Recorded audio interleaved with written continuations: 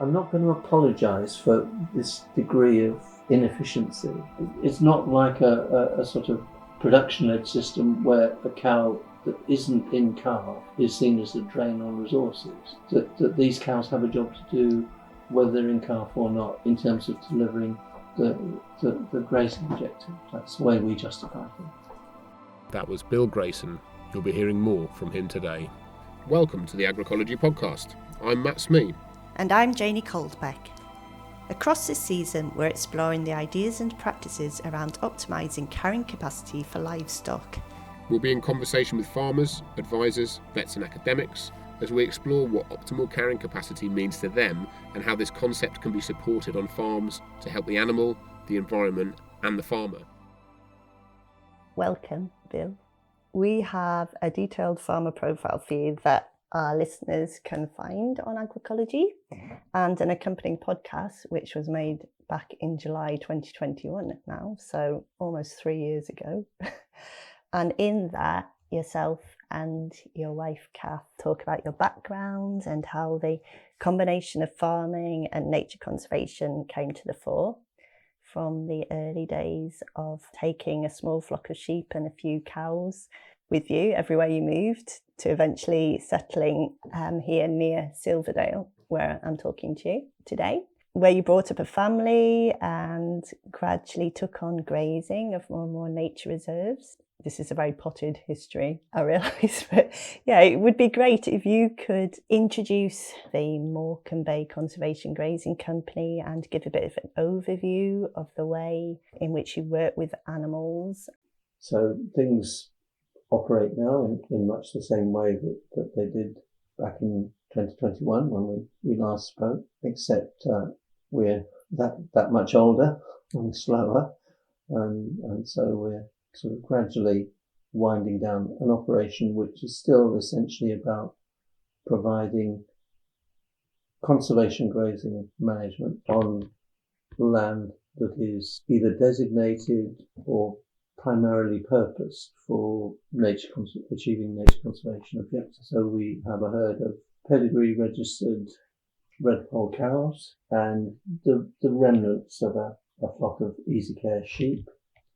They are certified for organic production, as is all the land, obviously, that they graze, and pasture for life. We sell the meat that they produce, most of it directly to private customers, and some goes larger sort of specific catering outlets. What would you describe to be the kind of main challenges in relation to the whole conservation grazing picture? One of the big challenges that we're actively engaged with is this pervading opinion that ruminant livestock are causing climate change, and that popular narrative is feeding down amongst the conservation movement itself. Oh, interesting, yeah. So there is a lot of debate about the fact that ruminants are being used to graze nature reserves, producing emissions that are known to be causing climate change. And I can understand why, especially if you're a charitable organisation, you might be concerned that your members are concerned about that. There's a risk that you might be losing support unless you're seen to be doing something to mitigate those emissions. And so there's a kind of a suggestion that grazing with ruminants could be removed or adapted in ways that would reduce the emissions, replacing cattle and sheep with pigs and ponies, ways of feeding them supplements that will reduce the actual emissions from the animals, altering the actual grazing prescription in ways that minimise the time they're there, or the numbers that they're there, or the timing when they're there to reduce those emissions. But I think at the moment there's no clear path for doing that, because the general feeling seems to be that we just don't yet know enough. All the data that the popular narrative is based on has been derived from situations that are representative of intensive commercial production. Yeah. which is very different to... Very different. So it doesn't reflect the kind of diet that animals grazing nature reserves would be getting. So that's a big concern, and we spend a lot of time discussing those issues with anyone who will listen to us, trawling the literature and finding evidence. Do you feel that your voices are being heard? Yes, I think so. So I'm talking to people in Natural England and the Wildlife Trust about these issues. I think in that sort of the atmosphere of not having clear evidence, it's very difficult to push the argument in the direction that we would like to see it going. And my interpretation is that the methane that comes from animals grazing nature reserves is likely to be lower in intensity because there's lots of evidence to suggest that a diverse diet containing herbs, containing tree and shrub leaves, will contain chemicals that you don't find in a ryegrass clover sward. I think we did our first carbon audit back in 2011, and quite clearly the emissions that come from the animal using these standard metrics were reckoned to be quite a bit higher because the animals grow more slowly, so they take longer before they can be converted to meat. So the lifetime of an individual animal means that there will be more time to produce the methane. So it was quite clear using those standard metrics that the carbon footprint would be higher. But then in some tools, you are asked to include elements of the system that will counter those emissions, sequestration in trees and soil. And so if you use a tool where that's possible, where you can include those elements, then it became clear right from those early days that we would be a net sink for carbon. I don't think you actually said at the beginning, but just to clarify, how many cattle and sheep do you have at the moment? Well, with this year's calves that have just been born, we're about 85 cattle, which is quite a few less than we had when we came from, and I think 20 sheep. But most of those sheep, so we only have 3 ewes that are lambing this year, and I think we've made the decision that we can probably move away from sheep altogether and just concentrate on the cows. Okay, yeah. So what function are the sheep fulfilling at the moment? Just grazing smaller bits of land. One site that we have is an orchard where we've just planted some new trees, and the owner is quite wary of having cattle there in case they're able to damage the new planting. So the sheep have a special role there. But on the whole, I think we can get by without them. They're always they seem to take up far more time and effort than they actually contribute. I don't want to sound too anti-sheep. They certainly have a role. I'm intrigued to know, when you are first approached to take animals onto a piece of land, how do you assess somewhere where you're going to take animals in? What kind of things do you factor into, and when you're thinking about how many, for instance, you might be putting on a piece of land? And it is quite a long list of things that have to be worked out, and it would usually start with a discussion with the site manager, the owner, about what they were seeking to achieve.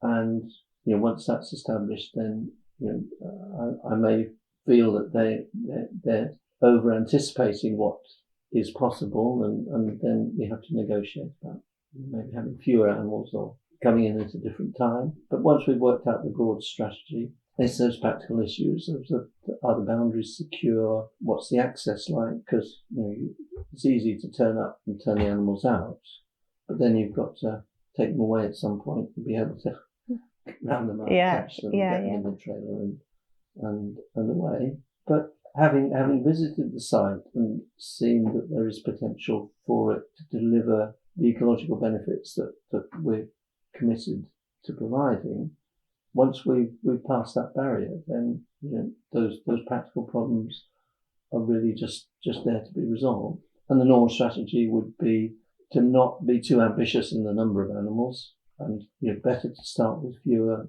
And if that's not enough, then you can always bring some more. But the other element is that when we we take a group to an isolated site that they've never been to, then we feel it's quite important that group is secure and stable within itself. So there's a kind of social element from the animal's perspective. We see that groups of cows have every bit as much personal tension between the individuals as groups of people do. And if you have if you choose a poor combination, you can end up with lots of trouble because one will bully the others, for no reason. And so it's we try and pick groups that usually ones that have been born in the same year and brought up together, perhaps with one or two older ones that can act as the lead figure. So you have to know your animals very closely, don't you? Yeah. For the whole process to be as part of. I mean, we do work closely with the animals, and that kind of insight and knowledge just comes from doing it, really. So we don't think about it in too analytical a way, but we just go by our instinct and trust for the best. How would you describe the role that livestock play on the land you graze the animals on? One word: essential. That their whole purpose in life is to deliver a grazing impact that enables the ecosystem, whatever it is, and there's a wide range. So it goes from salt marsh out on the edge of Morecambe Bay, which is designated for its breeding birds, through onto some very thin soiled upland limestone, and within that, those two extremes, there's areas of wood pasture where mixed deciduous native species of trees have grown up over the last 100 years, areas of scrub, bracken. There are one or two areas of more productive pasture, some of which is managed as hay meadow, and other areas which are just grazed in a very extensive way. And I guess the essence of it is that all the time they're grazing these habitats.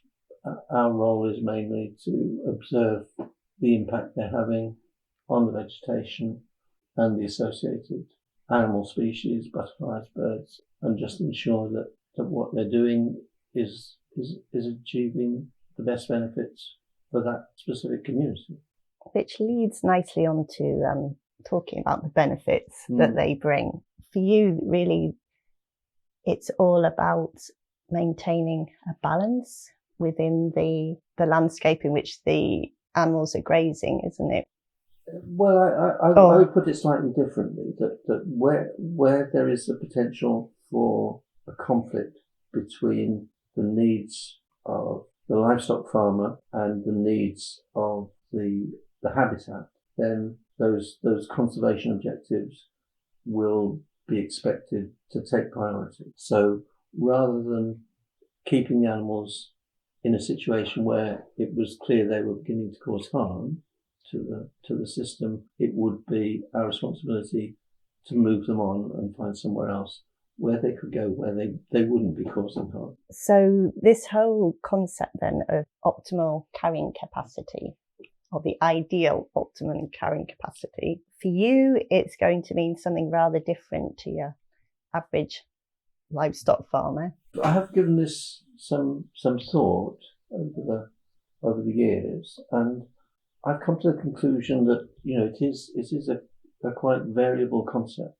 and the basic concept for me would be a situation where production wasn't being driven by artificial inputs, fertilizers and bought-in feed. This idea of, I suppose, the farm as a closed system where it was relying on the natural resources inherent in the soil and the climate, and whatever the vegetation was like at that point in time. And of course, I accept that if you manage it in one way, the vegetation changes, and that may alter the carrying capacity. So there are some difficult questions about, which way you want to direct it according to the management you're applying. And so, but I've always been comfortable with the idea that there is a carrying capacity. It's quite clear in the way that we farm that we have to stay within that and possibly below it in order to deliver the nature conservation objectives. And there are obviously financial implications in doing that. But in our specific circumstances, we've managed to turn them to our favour. So the fact that we have agri-environment schemes now that will reward farmers for delivering environmental benefits, we've been able to tap into those, and either our landlords will have agri-environment agreements which allow them to claim the payments, in which case they won't charge us a rent for using the land. Mm-hmm. And in some cases they will even pass on some of those payments to us, where they require us to go, over and above what any farming tenant would need to be doing. In one or two situations, we can actually enter those agreements in our own name and claim the payments. Mm. So that's allowed us to go on for the last 30 years doing this and making it pay as well. And the breed, it's red poll, isn't it, that you mainly have now in relation to the cattle? So we've tried other. I think the key is to have any of the traditional native breed, and there's something quite different about the continental breeds, which I think, because grass growth on the continent is less reliable in the summer, they've been bred to perform best on quite a lot of grain-based supplements, and that's sort of reflected in their rather superior physiques. In the UK, of course, we've been able to benefit from more reliable grass growth, and that's been the focus for those breeds. And so we've tried Shorthorns and Devons and a range of different things, and they've all performed pretty well. We've come to the red poll because it's polled, and so we don't have to worry. It's quite clear that visitors don't like cows with horns, so rather than dehorning, we'd rather have a polled breed. They're a dual-purpose breed. They're not classed as dairy, so that means we can have a bull in a field with the cows, crossed by a public footpath, and it doesn't contravene those regulations. Yeah. And last, but by no means least, there is a supplementary payment in agri-environment schemes for using native breeds at risk. There's a list of breeds, and the red poll is one of those breeds, so we get an additional payment. Okay, yeah. For keeping that breed. Going back to the optimal carrying capacity topic again, in relation to animal health, environmental health, and farm health, I'm interested to hear your thoughts on the number of livestock in relation to size of area in which they're grazing, and how you see that relates or impacts on farm health. Well, I guess I would start by saying that our overall stocking rate, so there's 800 hectares of land that we're involved with managing, and so with 80 odd head of cattle, then that's a very low stocking rate. But you may be, if you were to do that statistic properly, then a significant chunk of that 800 hectares wouldn't be included. It's limestone pavement or it's dense woodland with nothing grazing. So there's a kind of rationalisation, but it's still very low. If you looked at individual sites, then there would be some elements of the system where at certain times of the year the stocking rate is approaching what you might expect in a more normal farming system. But it's hard to kind of draw all these different things together to get an overall picture. In the end, what we're going by is the impact that the animals are having on the ground at that specific time. One way that the system has developed in the last few years is to move away from the traditional idea that you have land shut up in the summer to cut for winter forage, and the animals are housed, and then you end up with the manure that they produce needing to go back onto the meadows that you've been cutting. So we still do a little bit of that, but the majority of the animals are out all year, And in the winter, they don't receive supplementary feeding, and they just rely on deferred grazing. Mm-hmm. So areas of land are not grazed throughout the summer, and then the cattle just go on there in the winter. And that's worked very well. It reduces our costs quite considerably, and it's also less labour intensive. The driver for that has not been for our benefit so much as the wishes of the site managers. They see that as providing, particularly when it comes to allowing natural processes for the establishment of trees and scrub and more semi-natural habitats. Yeah. Alongside creating a mosaic, I think is that's the kind of vision that they're pursuing. It's about putting that responsibility on the animal, but you're not feeling bad about it, because the situations we put them in, we know they will always have those choices to make. And the minute those choices are diminished because they've exhausted the resources that they most need, then that's when we will set about getting them to another situation. I suppose that the most difficult, when the resources become most limited, come at the end of the winter. So we have a group of animals, and these would be in-calf cows that they're still suckling the previous year. So they're having to work quite hard, and all they've got to go on is some end of winter vegetation in the sward and some browse in the surrounding woodlands. We're watching quite hard to see what impact it's having on the animals as well as the vegetation. And so if individuals begin to look as though they're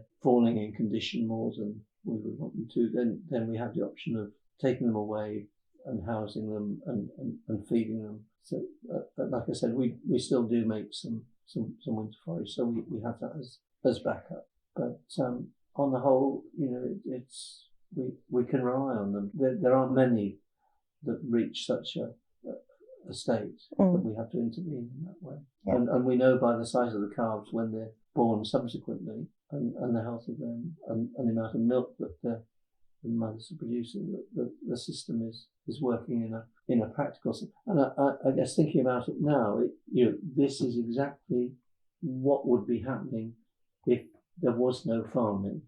If these animals were the wild cattle, the aurochs, that was and we visited Chillingham, where the Chillingham cattle are living as a wild herd.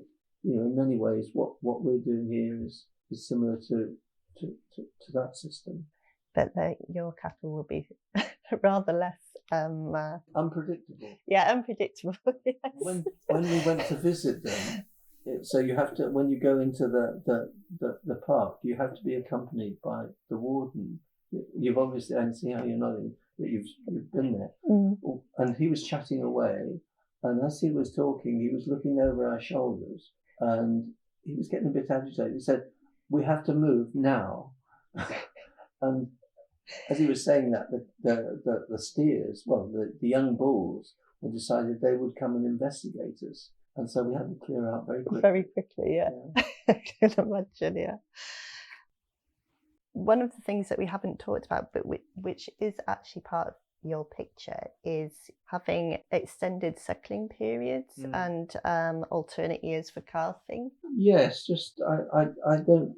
Well, I'm not going to apologise for this degree of inefficiency, but we don't insist that cows have to calve every year. If they miss, then we're quite happy to give them another chance, and often several chances. And if a cow has, I said we have to intervene to get them away if they're losing condition.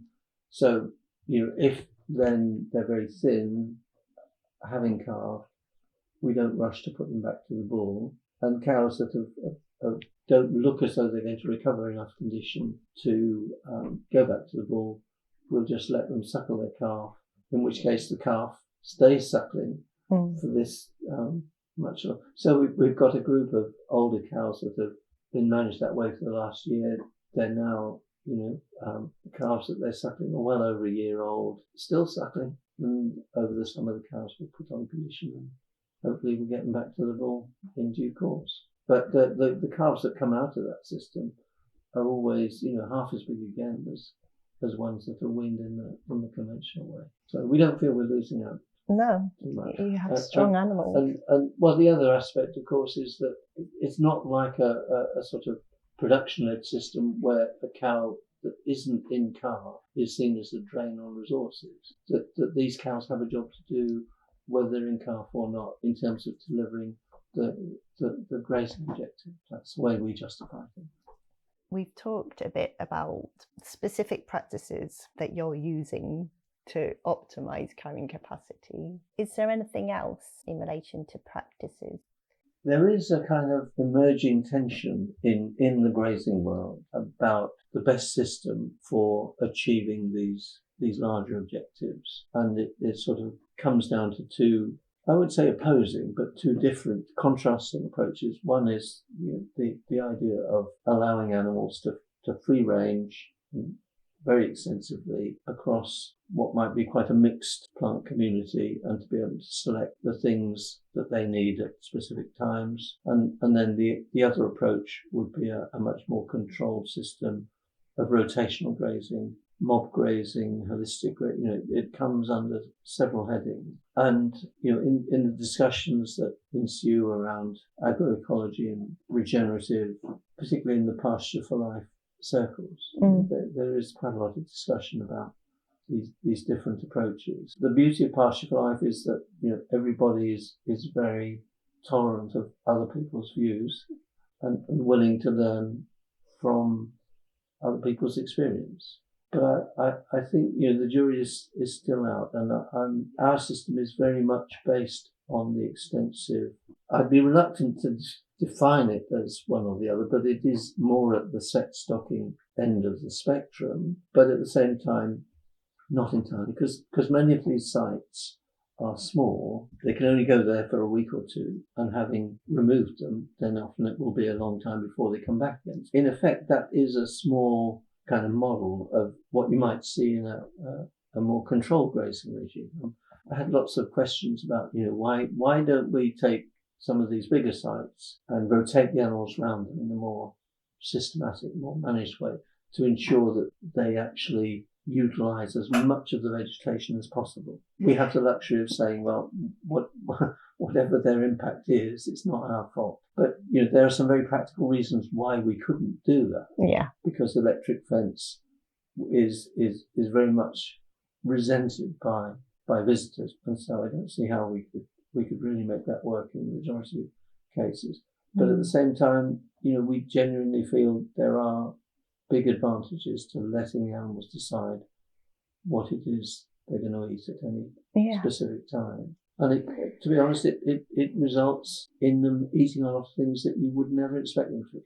So yesterday, a group of cattle that had just gone onto a new site, they'd never been there before. The vegetation was not very encouraging from a livestock. Lots of rushes and wetland community. But they'd already, just in a day or two, worked out what they were going to go for to start the whole process. And they were just eating off the tops of there was some reed, common reed. So they were just going around eating the tops of the reeds. And then they've got a bit of woodland, so they were disappearing off into the woodland to have a poke around amongst the brambles and the bindweed. I found out they really like bindweed, which I'd never seen before. Yeah, it is fascinating, isn't it? And I remember you saying previously as well, I think we were talking about you and you being warned against being scared to death. Yeah. The first time we put them into a situation where they could browse the ewe, and they went straight to it. Yeah.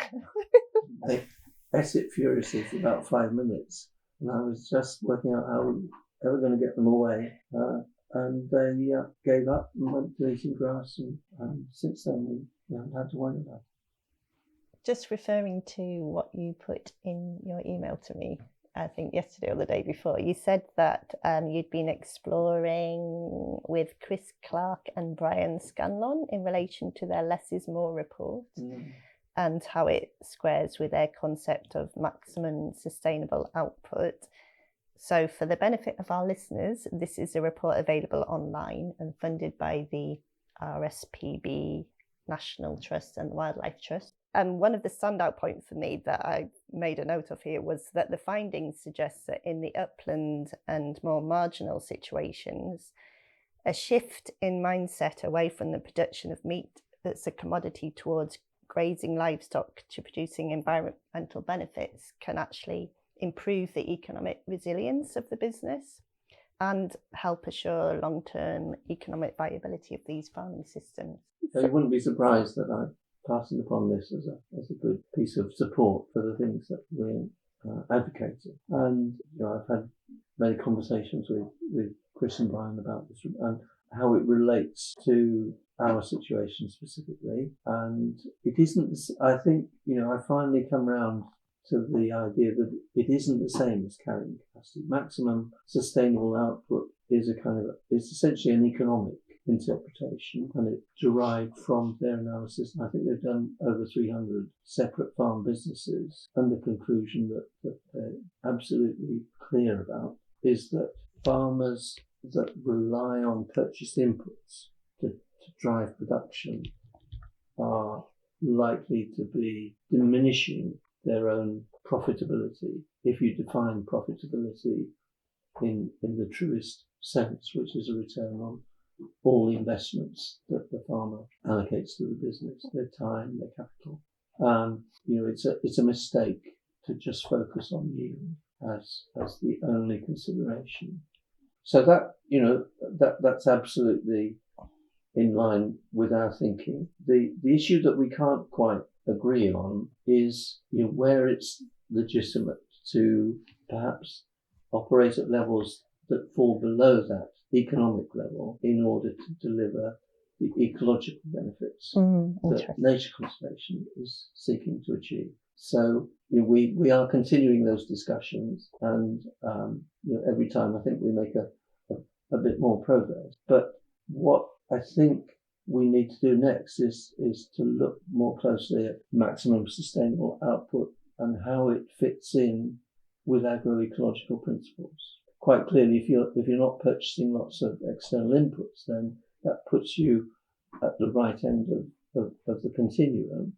It's definitely in the regenerative, agroecological, organic section of thinking, but it maybe doesn't encompass everything within those different categories in as clear and easily interpreted way as it needs to, so we can all sort of see how we fit in around it. So carrying capacity, just going back to that, I see as quite a variable thing that will be determined by a whole context of management and management history within the land use framework that can be applied at whatever scale you want to operate at. And my